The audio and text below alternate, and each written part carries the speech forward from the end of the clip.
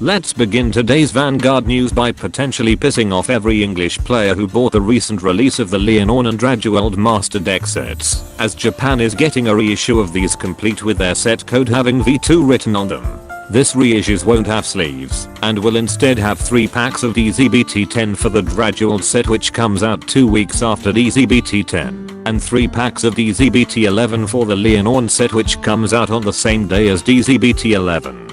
I mention the release dates as it's clearly intended to give players incentive to build these decks with new supports from their respective booster packs. This would have been a good marketing strategy if they didn't release these master deck sets already. We don't have the numbers if these sets previously sold well or not, so it just makes Bushiroad look desperate in increasing their sales numbers, while also allegedly getting rid of excess stock from previous productions. But I'll give them one thing. This sure as hell is better than buying the start decks for new players, assuming they're locked in playing the game, and have $70 lying around. Speaking of DZBT10, Bastion finally gets something after almost a year, as well as a new Dragon Empire ride line. Ray Knight Armingal once per turn while on rear guard, lets you pay 3 energy if you have a grade 3 or higher Bastion Vanguard, to make him attack all of your opponent's units in a column when he would attack. But he gets retired at the end of the turn you use this ability. Take note that he can attack units that are unaffected by opponent's card abilities like a blast token, since his ability affects the column and not the card, meaning that this card is technically a hard counter to Astashan, Sage of the Heavenly Staff Balancy, while on rear guard hand or trigger zone. Gets the boost ability and an additional grade if you have a grade 3 or higher Bastion Vanguard. And when he's placed on rear guard, you can pay 1 counter blast if you revealed a grade 3 Bastion card from your eye deck, or have a grade 3 or higher Bastion Vanguard, to add up to 1 grade 3 or higher card that isn't a Regalis piece from the top 5 cards of your deck. Countercharge 1 damage instead if you did not add a card with this ability. More Keter Sanctuary decks need a unit like this where it supports the deck's strategy while also helping get its key pieces, rather than having to rely on a pile of generic cards just to make them consistent. Perfect Surgery as well when placed on rear guard that isn't on the battle phase lets you pay 1 counter and Soul Blast to call up to 1 grade 3 card from hand. Then draw 2 cards if you called a card with this ability. And while on rear guard or the Guardian Circle, she gets the Intercept ability and 5k power and shields if you have a grade 3 or higher Bastion or Alden Vanguard.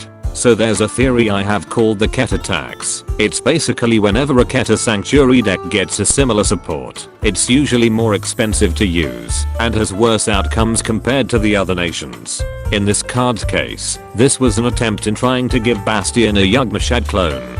Discarding an arms card as a cost is beneficial as you can just get it back with Axea's ability, whereas the soul you paid for this card's cost is just straight up gone. Then you have to specifically call a grade 3 card from hand before you can even draw 2 cards. And before someone brings up that the first ability can be used in any Keter deck, not every Keter deck can run grade 3 rearguard units. You're better off using Wisdom of Beginning than this card. Venatia Rakora is your typical D-series starter that's giving me Monster Hunter vibes due to the cave punk aesthetic. Doesn't help that Venator without the I means hunter in Latin. Venatia Bunyip when rode upon by Venatia Morisis makes you call the top card of your deck to rear guard if it was a grade 3 or lower unit card. Mill it instead if it's not. Then soul charge 2 cards if you milled a card with this ability. And while in the drop zone, you can pay 1 counter blast if you have a grade 3 or higher Venatia Vanguard and don't have another copy of this card on rear guard to call herself and get 5k power. This is an early game dual blades player that I've ever seen. Unfortunately, this kind of ride line unit will probably be replaced with more generic ones, as being forced to either call or mill your top card is such a huge risk, especially if it compromises your rover trigger or key cards. Venatia Morisis when rode upon by a grade 3 Venatia card makes you call Venatia Bunyip and himself from your soul. And while on rear guard, he gets 5k power when he attacks if you have a grade 3 or higher Venatia Vanguard.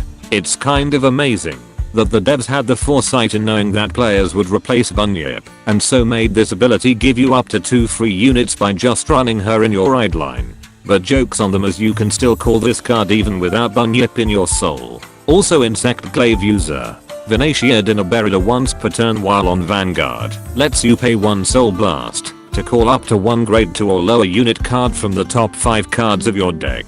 And while on Vanguard, you can retire to up to 5 of your rear guards when he attacks to get 5k power for each unit retired by this ability. If you retired 2 or more, then he gets an extra drive check if you retired 3 or more, and your opponent must call 3 or more cards at the same time if they wish to guard his attack. If your opponent's Vanguard is grade 3 or higher and you retired 4 or more.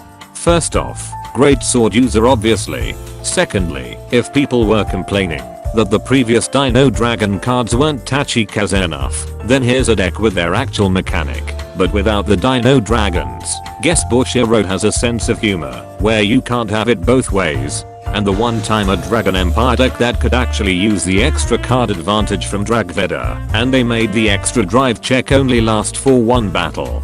Finally, Spruce Cutter Dragon while on rear guard cannot be chosen or retired by your opponent's card effects if you have a grade 3 or higher Vanguard and don't have any other rear guard. While on rear guard, it gets 5k power when it attacks, and you have a grade 3 or higher Venatia Vanguard. And when it's retired by your grade 3 or higher Vanguard's ability, you can pay 1 counter blast if you don't have another copy of this card on rear guard to call itself to rear guard. Then it gets 5k power for each of your open rear guard if you have a Venatia Vanguard. So this longsword user decided to copy Varga's waifu's homework and became Shura 2.0, but unlike Shura, that gives you back 1 of your other retired rear guards. All this card does is protect itself. And speaking of Varga, you can tech this in. But why would you want to, when Shura has 2 big reasons why she's superior? And that concludes this Vanguard news without the bullshit. Special thanks to my Patreon members for continuing to support my content creation. Be sure to subscribe and let me know in the comments how Venatia will become tier 0 once they get their hunting horn and charge blade users.